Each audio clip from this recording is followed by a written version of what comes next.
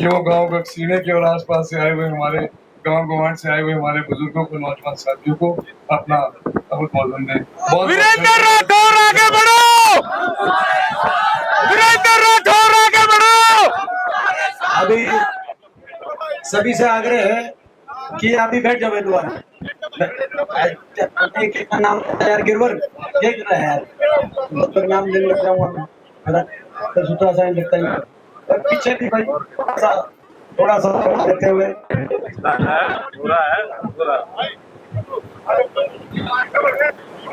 हमारे बीच में हमारे नौजवान प्रत्याशी, आपके बीच में कांग्रेस पार्टी के आपके होने वाले विधायक, जिनका एक लंबा संघर्ष रहा है आपके लिए,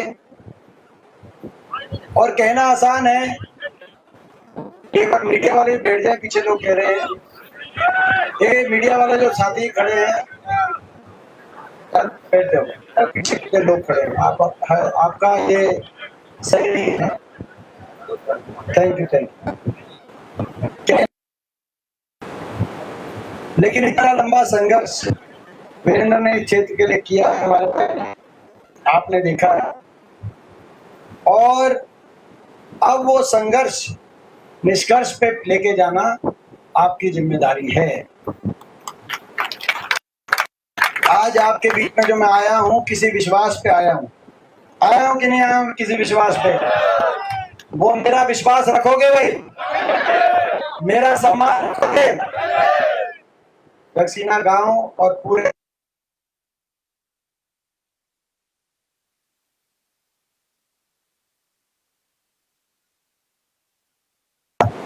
वो एक वोट जो आपकी भाई वीरेंद्र को जाएगी, वही हरियाणा में हुड्डा साहब की सरकार लाएगी और वही एक वोट दीपेंद्र की झोली में जाएगी।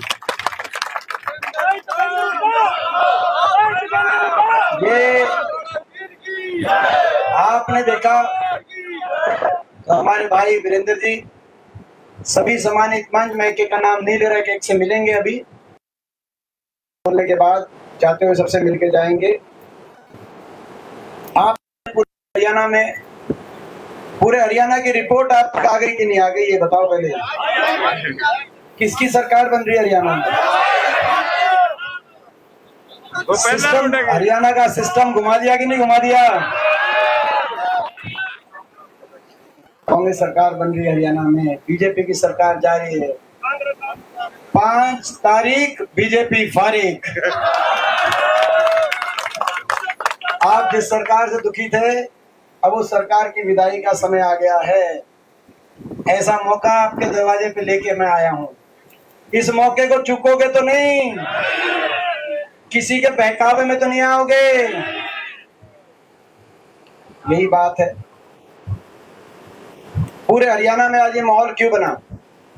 क्योंकि बीजेपी ने 10 साल हरियाणा को विकास की पटरी से उतारने का काम किया अपने कार्यकाल में। जो हरियाणा देश में विकास का, खुशहाली का प्रतीक प्रदेश था, आज वो हरियाणा 10 साल की बीजेपी की सरकार के बाद देश में नंबर 1 बन गया बेरोजगारी में।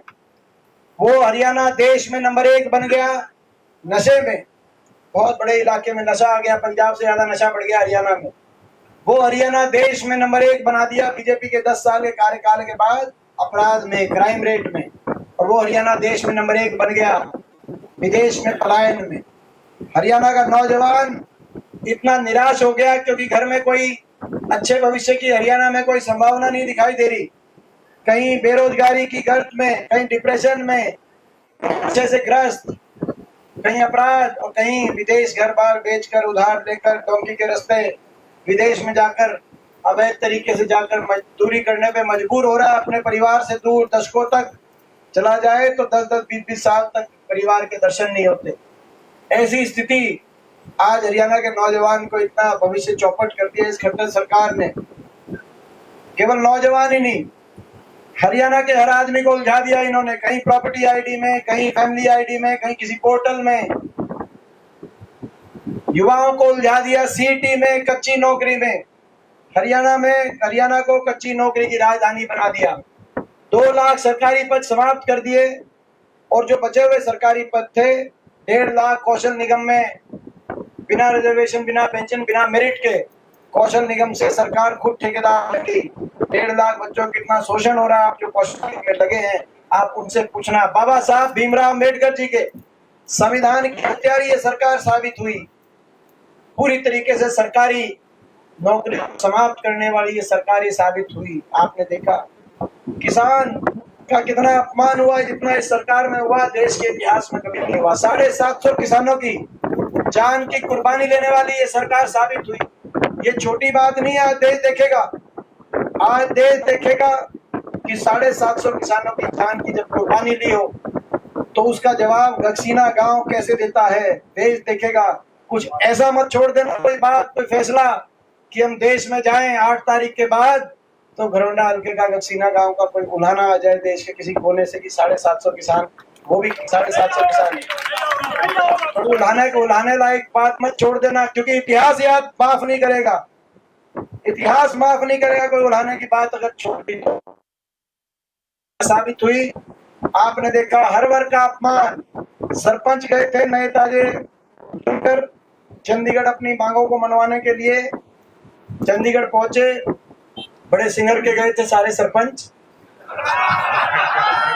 चंडीगढ़ जाके। तो ऐसी सरकार जिसके दिल में किसी के लिए सम्मान ही ना हो, उनका वहां पे स्वागत हुआ चंडीगढ़ में। सारे मंच पे बैठे हैं, कोई दिखाता है कि जी हाँ, कोई दिखाता है जी हाँ, और कोई कमर में दिखाता है यहाँ पे रख लगा था। और आपने देखा कर्मचारी ओल्ड पेंशन स्कीम पे गए, कर्मचारियों पे लाठीचार्ज। आशा वर्कर आंगनवाड़ी करनाल में आई, उन पे लाठीचार्ज। गरीब की सारी स्कीम बंद हो गई। 100 गज के प्लॉट की स्कीम हो, मकान की स्कीम हो, राशन कार्ड पे जो हमारे समय बंद कर दिया 10 साल तक। महंगाई इतनी बढ़ गई, 400 रुपए गैस सिलेंडर था, 1000 से ऊपर गैस सिलेंडर हो गया। 10 साल 1100 पे सिलेंडर रख के चुनाव आया तो घोषणा पत्र में कह दिया बीजेपी ने कि इलेक्शन के बाद 500 में दिलवाएंगे। फिर 10 साल तक 1100 में रोटी क्यों खुआई। आज समझ सकते हो, महंगाई ने कमर तोड़ दी सबकी, सबको दुखी कर दिया, सबका झाड़ा ले लिया, सबको उलझा दिया। और इतना अपमान हरियाणा वासियों को सहना पड़ा। 750 किसानों की जान की कुर्बानी हुई। सहानुभूति के 2 शब्द नहीं बीजेपी के किसी लीडर ने आज तक कहे। क्या कसूर था हमारी बेटियों का, क्या कसूर था बेटियों का जिनको दिलवाया गया, क्या कसूर था। मैं आपसे सवाल पूछता हूँ। 6 महीने तक दिल्ली की सड़कों पर हमारी बेटियां बैठी रही, न्याय मांगती रही, मगर FIR तक दर्ज नहीं हुई। सुप्रीम कोर्ट का धन्यवाद करते हैं कि केवल सुप्रीम कोर्ट के कहने से FIR दर्ज हुई। और हम दिल्ली न्यायपालिका का धन्यवाद करते हैं जिन्होंने कह दिया कि जो आरोपी सांसद थे उन्होंने 5 बेटियों के साथ गलत किया था, आरोप थे हुए सबूतों के आधार पर। लेकिन भारत सरकार ने न्याय नहीं किया। राज धर्म में नागरिक में भेदभाव नहीं किया जा सकता। और खास तौर पे बहन बेटी की इज्जत की बात आए तो अपनी दुश्मन की बहन बेटी की इज्जत को भी अपने खुद की इज्जत मान के आगे बढ़ने वाला ये देश है। इतना घोर अन्याय केवल इसलिए क्योंकि आपके प्रति सहानुभूति या कोई भाव नहीं था इनके, केवल आपके प्रति घृणा का भाव था। केवल ये कसूर था बेटियों का कि वो हरियाणा की बेटियां थी और कोई कसूर नहीं था, वो आपकी बेटियां थी, उनका कोई और कसूर नहीं था। और अब जब फैसले की घड़ी आए तो आप फैसला कोर्ट की चोट से जो इतना अन्याय हुआ, अगर उसका जवाब नहीं दोगे तो इतिहास आपको हमको माफ नहीं करेगा। आज मैं गक्सीना गांव में कहने के लिए आया। तो ये आज ये फैसला आपको करना है। आपने देखा 10 साल हरियाणा कितना भट्टा बिठा दिया। 10 साल में इनके अन्याय से छिक लिया, कसर बाकी रह रही है। न्यू बताओ या न्यू कसर बाकी रह रही है। भाई कौन कौन छिक लिया, एक बार हाथ आके बताओ भाई कौन कौन छिक लिया बीजेपी से। भाई ये क्योंकि कई बार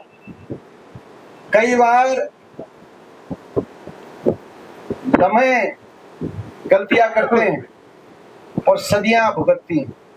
मेरी बात को समझना, समझ गए कि नहीं समझ गए मेरी बात को। अगर थोड़ी बहुत भी गलती हो गई तो इतिहास माफ आपको हमको नहीं करेगा। इतना अन्याय, इतना घोर अन्याय जब देश देखेगा। अन्याय हुआ था हरियाणा वासियों के साथ, कहीं बाबा साहब भीमराव अंबेडकर जी के संविधान की हत्या हो रही थी, तो कहीं 750 किसानों की कुर्बानी ली जा रही थी, कहीं बेटियों को घसीटा जा रहा था, तो कहीं गरीब पे दुखों का पहाड़, महंगाई और बेरोजगारी का पहाड़ टूट रहा था। इतना अन्याय, इतनी नजरअंदाज हरियाणा के साथ इतना जब अन्याय हुआ, तो हरियाणा वासियों ने क्या जवाब दिया, ये पूरा देश देखेगा। जब 8 तारीख का नतीजा आए और घरौंडा से आपका फैसला आए, तो भाई मैं ये मानता हूँ, पता चल जाना चाहिए दिल्ली वालों को जिन्होंने इतना अन्याय किया आपके साथ, कि ये हरियाणा है प्रधान। और भाई गगसीना गांव तो नंबर 1 पे रहना चाहिए, पूरे प्रदेश में पूरे नंबर 1 पे रहना चाहिए। रहना चाहिए कि नहीं रहना चाहिए? कोई कसर तो नहीं छोड़ोगे? और भाई मैं ये भी कहना चाहता हूँ, ये जो वोट पड़ेगी आपकी गगसीना गांव की, ये वोट एक विधायक तो देगी, भाई वीरेंद्र यहाँ से जीत के जाएंगे, लेकिन यहाँ से आप सीधा हुड्डा साहब को मुख्यमंत्री बनाने के भी वोट दोगे। मैं ये भी आपको कहूँगा। ये और भाई एक और बात, और भाई देखो भाई, सुनो भाई तो जैसे वो एक रिन की टिक्की की ऐड आई थी जी, रिन की टिक्की की ऐड देखी थी क्या? रिन की टिक्की का विज्ञापन है जी, चल रहा है आजकल, कि भाई दो टिक्की और एक फ्री। तो भाई वीरेंद्र भी बनेंगे, हुड्डा साहब चंडीगढ़ बनेंगे, और दीपेंद्र गगसीना को फ्री मिलेगा भाई। एक वोट फायदे अनेक, वोट एक फायदे अनेक, तीन इस वोट 3 जगह जाएगी। वीरेंद्र के भी जाएगी, दीपेंद्र के भी जाएगी, और हुड्डा साहब के भी जाएगी। भाई एक वोट में 3 बनेंगे। ये इलेक्शन, ये मानना ये इलेक्शन वीरेंद्र नहीं लड़ रहा, ये इलेक्शन दीपेंद्र लड़ रहा है भाई। ये मैं खुद लड़ रहा हूँ इलेक्शन, मैं खुद उम्मीदवार हूँ यहाँ से, ये मानना। और अगर किसी को कंफ्यूजन हो और कोई गड़बड़ करता हो, तो भाई आप गड़बड़ करने वालों का आप कह देना कि भाई तुम गड़बड़ जो करोगे आगे तुम्हें भी माफ नहीं करेंगे। भाई कोई सा गड़बड़ करे, कोई गड़बड़ करे, कोई अपनी महत्वाकांक्षा में प्रदेश की, इलाके की, किसान और मजदूर की आन बान शान का जब चुनाव हो, तो प्रदेश के इलाका के हित, किसान का, मजदूर का हित ऊपर होता है, किसी की व्यक्तिगत महत्वाकांक्षा से ऊपर होता है। अगर कोई गड़बड़ करता है, ऐसी धर्म की जब लड़ाई हो, न्याय अन्याय की, भाई आप ईमानदारी से करो ताकि हम सबका मान सम्मान करें। कोई अगर गड़बड़ करेगा तो उसको आगे माफ जनता नहीं करेगी। आप बता देना भाई, ये बात बता दोगे कि नहीं बता दोगे? और भाई एक और बात मैं कहना, और आपने देखा हरियाणा में आपने डबल इंजन की सरकार बनवाई थी कि बनवाई थी? एक जमुना पार वाला था, एक 75 पार वाला था, खट्टर दुष्यंत का जब डबल इंजन, ये डबल इंजन फेल हो गया कि नहीं हो गया? खट्टर दुष्यंत डबल इंजन, तो भाई ये डबल इंजन फेल हो गया, और ये इतना ऐसा फेल हुआ कि इंजन रह गए, डब्बे चले गए। और इलेक्शन के एक हफ्ते पहले समझौते से समझौता तोड़ा, लेकिन समझौता तोड़ते ही दुष्यंत चौटाला ने कहा कि बीजेपी के घोटालों के मैं राज बताऊंगा। अगले दिन खट्टर साहब की स्टेटमेंट आई, 5 साल से दुष्यंत चौटाला के घोटालों की मैं जांच कराऊंगा। बताओ, 5 साल मिलके लूट के हरियाणा को बर्बाद कर दिया, और उसके बाद भाई ये तो डबल इंजन फेल हो गया, घरौंडा से आप जिता दो। ये है डबल इंजन के विकास का डबल इंजन, ये घरौंडा के विकास का डबल इंजन है। इस डबल इंजन को पहुंचा दो चंडीगढ़ पहुंचा दो। बड़ी संघर्ष के बाद ये मौका आपके दरवाजे पे आया है। एक मौका वीरेंद्र को आप दो, एक मौका वीरेंद्र को। देखो, इसका इतना संघर्ष कर लिया वीरेंद्र ने, इनका हक बनता है। और मुझे याद है पिछला जब ये चुनाव लड़ रहे थे, तब भी मैं गगसीना में आया था, उससे पहले भी गगसीना में आया था। भाई आपने उतनी मेरी नहीं मानी थी जितनी मेरे को उम्मीद थी, और बीजेपी की सरकार बन गई। आपने इनको भी देख लिया, आपने खट्टर साहब को, नायर सिंह जी को भी देख लिया, मगर आप अपना नहीं पहचानोगे। मैं बार बार आपके बीच में आया 2 बार, आपने उतनी मेरी नहीं रखी। भाई मैं ये कह सकता हूं, अगर आज भी अगर आप नहीं समझोगे, 10 साल तो इनसे हमने लड़ाई लड़ ली। देश के सबसे बड़ी पंचायत संसद में हरियाणा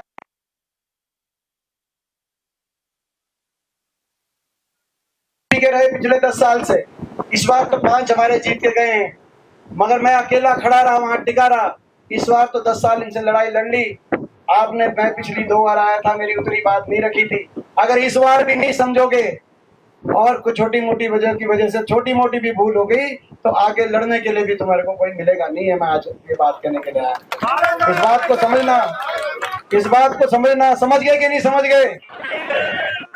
कोई भूल तो नहीं हो जाएगी भाई? आज से डिक्लेयर कर दोगे कि घरौंडा की सीट कांग्रेस की झोली में, हुड्डा साहब की झोली में गई, पूरा गांव निकल जाए, पूरा गांव निकल जाए। ये गक्सीना की टिकट है, ये हुड्डा साहब की टिकट है, ये मेरी टिकट है, ये गक्सीना गांव की टिकट है। पूरा गांव निकल जाए और भाई 5 दिन में आसपास का गोहान, पूरा घरौंडा हल्का तुम्हारी जिम्मेदारी। भाई नंबर 1 पे अगर आओगे तो मैं वापिस आऊंगा। मैं आज आपको ये कह के जाता हूँ भाई। तो ये मेरी बात समझना। तो भाई इन्हीं शब्दों के साथ तो भाई आप सबका मैं धन्यवाद करते हुए, और भाई जो सारे साथी हैं, आज बड़ी खुशी की बात है, बड़े खुशी की बात है। तो हवा कांग्रेस की चल रही है, पक्ष में चल रही है। 2-3 बड़ी महत्वपूर्ण घोषणाएं कर रहे हैं हम स्टेज से। भाई पहली घोषणा, नीलो खेड़ी से जो आजाद उम्मीदवार थे मामूराम गोंदर जी के सुपुत्र हमारे नौजवान भाई राजीव मामूराम गोंदर, वो अपनी पूरी टीम के साथ वो कांग्रेस पार्टी में शामिल होके, और उन्होंने समर्थन कांग्रेस पार्टी धर्मपाल गोंदर जी का समर्थन कर दिया। नीलो खेड़ी की सीट आपकी क्लियर होगी, इसके लिए मैं बहुत बहुत धन्यवाद करता हूं।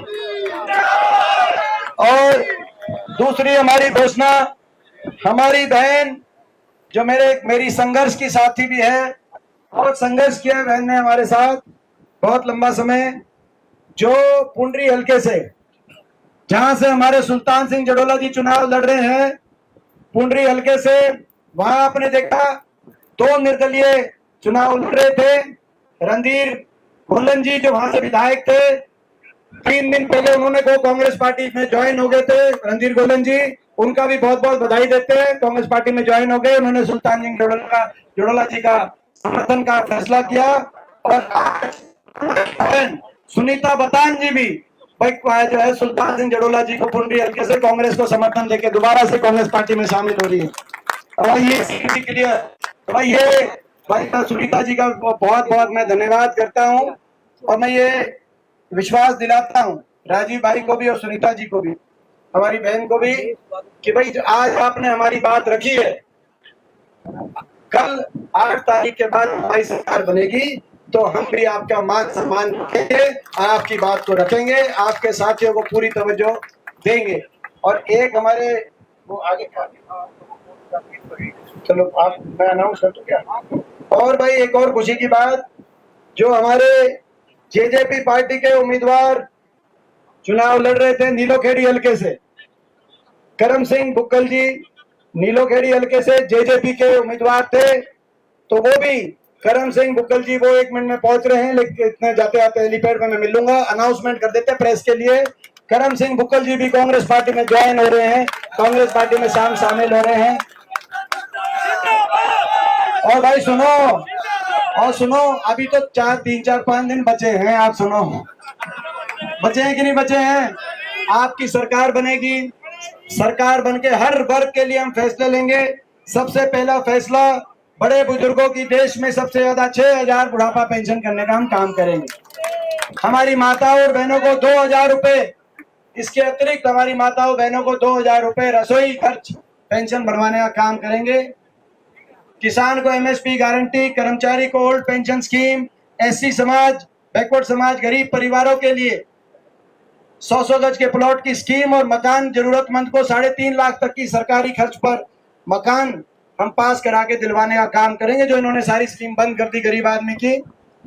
और खुशहाली लाने के लिए और महंगाई की कमर लगाने के लिए 500 रुपए में गैस का सिलेंडर और 300 यूनिट तक बिजली के अंदर राहत, बिजली बिलों में 300 यूनिट फ्री बिजली में राहत देने का हम काम करेंगे। भाई ये और भाई 2 लाख सरकारी नौकरी पूरी तरीके से मेरिट पर और समयबद्ध रूप से नौजवानों को, ताकि 2 लाख सरकारी नौकरियों के माध्यम से नौजवानों को, युवाओं को रोजगार का अवसर मिले, आगे बढ़ने का अवसर मिले।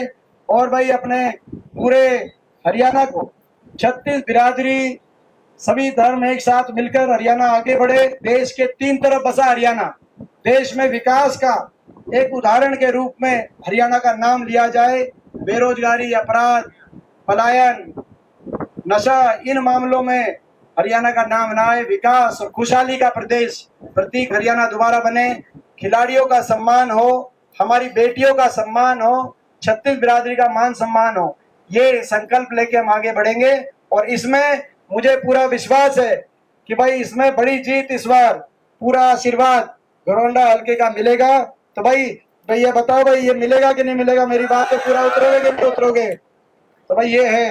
भाई एक बात बताओ, देखो भाई, वीरेंद्र हमारा भाई नौजवान है कि नहीं है? नौजवान मेहनती है, कितने लंबे समय से इस तपस्या में, संघर्ष में डटा हुआ है। और भाई हुड्डा साहब और हमारा विश्वास पात्र भाई है और हमारा घर का सदस्य है भाई। तो फिर बताओ, फिर क्या है? फिर तो ये जो है आपकी जिम्मेदारी है, फिर तो कोई कसर नहीं रहेगी। तो और 36 बिरादरी का मान सम्मान करता है भाई ये 36। तो भाई सारी, जिस कैंडिडेट में इतनी सारी खूबियां हों, तो भाई आपका सबका मेरा ये फर्ज है कि ज्यादा से ज्यादा हम लोग ये साथ दें। आगे क्या? और भाई शुभम पोसवाल जेजेपी से, कांग्रेस पार्टी में युवा ये हल्का अध्यक्ष थे शुभम पोसवाल, ये भी ज्वाइन हो रहे हैं।